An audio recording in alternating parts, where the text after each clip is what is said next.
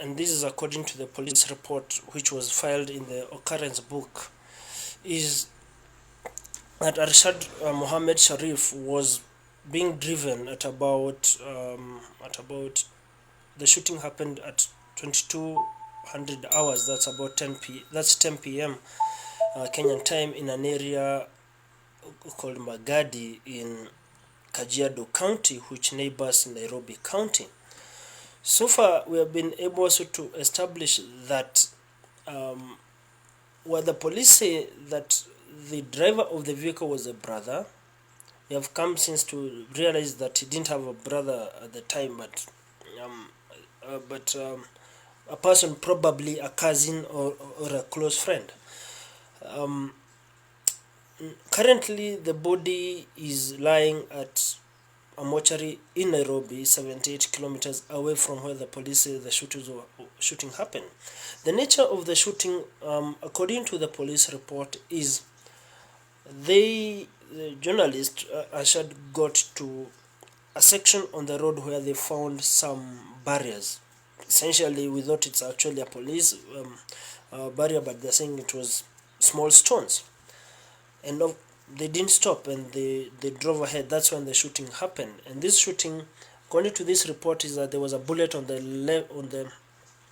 left side of the windscreen, where the deceased on the left, where the deceased was sitting.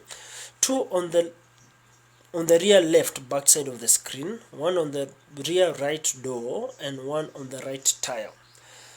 So when you look at that, then there is some sense of the person who was on the left was the target because of the nature of the number of bullets that are on that directed on that. But without assumptions, then the gaps we are looking at is, even if you were to immobilize a vehicle, you don't really shoot at the occupants of the vehicle without any instigation of fire, because in Kenya there are laws of how the police are supposed to use their guns. That's the first question. The other question is,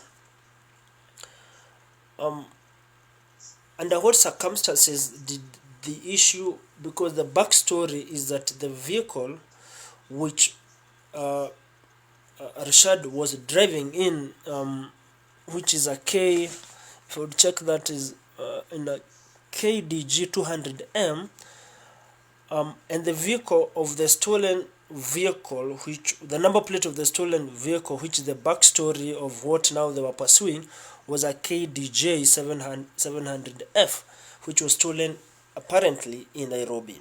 And that's where now the abduction story comes in, because the owner of the vehicle had left his son in the vehicle, and coming out of an electrical shop, then the vehicle and the son were nowhere to be seen. But by the time the shooting is happening, the son had been seen in another area called Kiserian. So then there's a gap of at what point then did it stop to become a stolen vehicle, an abduction vehicle, and then the occupants of the vehicle were targeted. Already the Independent Policing Oversight Authority, which oversees the operations or any excesses of the National Police Service of Kenya, have issued a statement today morning. They have said they have dispatched a team to investigate that which they called an alleged police shooting. The statement earlier I'm quoting had also indicated the shooting involved General Service Unit officers, who are called in Kenya GSU. And what also we know is that the body of Arshad now was found at a mortuary called Chiromo Mortuary, which is in Nairobi, about 78 kilometers away from where the